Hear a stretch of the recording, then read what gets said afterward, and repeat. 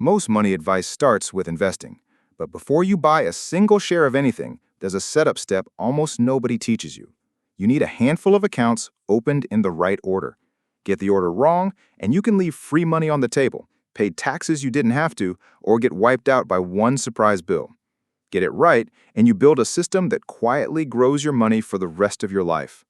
Today, the first 5 accounts every young adult should open, and exactly which order to open them in. Let's walk up the ladder one rung at a time. Account 1, a checking account. This is your money's front door, where your paycheck lands and your bills go out. It sounds obvious, but the goal here is specific. Find one with no monthly fees and no minimum balance. Plenty of banks still charge you just to hold your own money. You should never pay for that.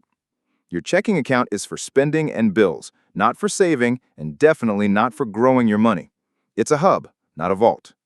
Which is exactly why you need account 2, a high-yield savings account. This is where your emergency fund lives. Here's the problem it solves. Your life will throw a surprise at you: a car repair, a medical bill, a lost job. Without a cushion, those moments become credit card debt. With one, they're just a bad week. So the rule of thumb most experts give is to build up 3 to 6 months of essential expenses. But don't let that number scare you. Start with a first goal of $1,000, then keep climbing. And here's the part that matters: where you keep it. A regular savings account at a big bank pays almost nothing. The national average is around 1/3 of 1%. A high-yield savings account, on the other hand, recently paid in the range of 4%. Same safety, same easy access. Your money is still federally insured and available anytime. The only difference is the interest. On a $10,000 emergency fund, that gap is around $350 to $400 a year, just for keeping your cash in the right type of account. Free money for a 5-minute setup. Now your foundation is solid. You can pay your bills, and a surprise won't sink you. Now, and only now, we start investing. And the very first place you invest is account 3. Account 3. A workplace retirement plan, like a 401k, specifically up to your employer's match. If your job offers a match, this jumps to the front of the investing line, ahead of everything else. Here's why. A match means your employer puts in money when you do.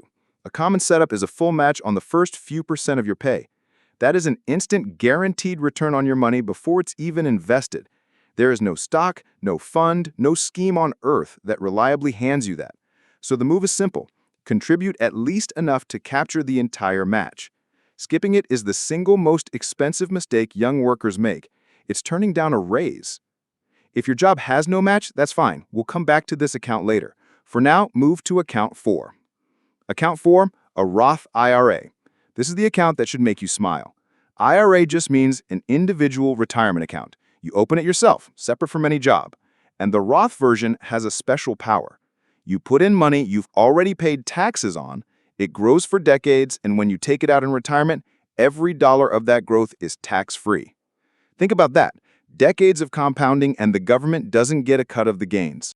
This is especially powerful when you're young, because you're probably in a lower tax bracket now than you will be later. So paying the tax now, at today's lower rate, is a bargain.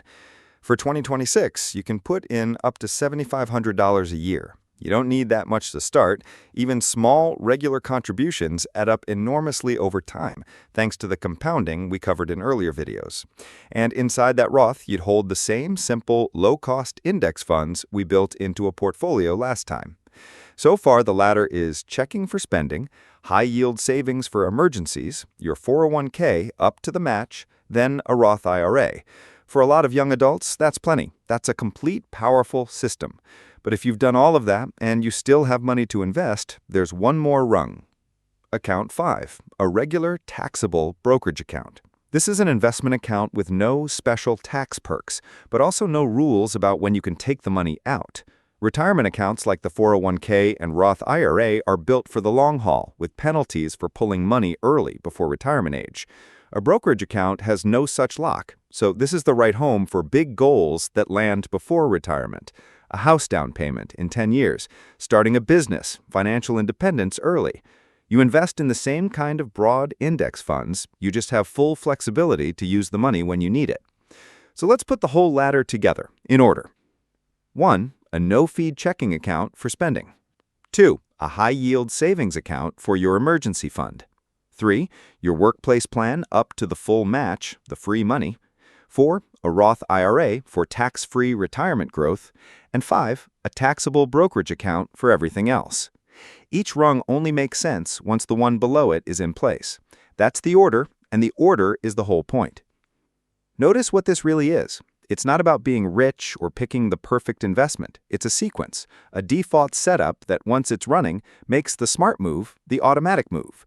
You don't have to feel motivated every month. The accounts do the work. Open them in order, automate a little into each, and you've built something most adults never do, a personal financial system. If this made the setup feel doable, do me a quick favor. Hit the like button so more people find it.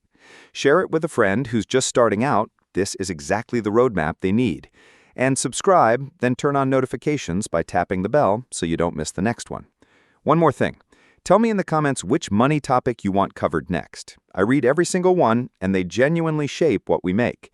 Next up, we're tackling the one number that quietly controls your financial life, what a credit score really measures, and 3 big myths about it. Any links in the description may be affiliate links that support the channel at no cost to you. Thanks for watching. Now go build your ladder.